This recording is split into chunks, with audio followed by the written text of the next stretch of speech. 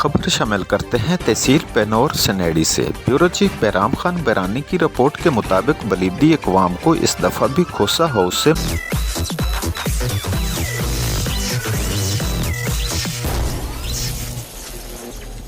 Sting test का झटका मायूसी हुई।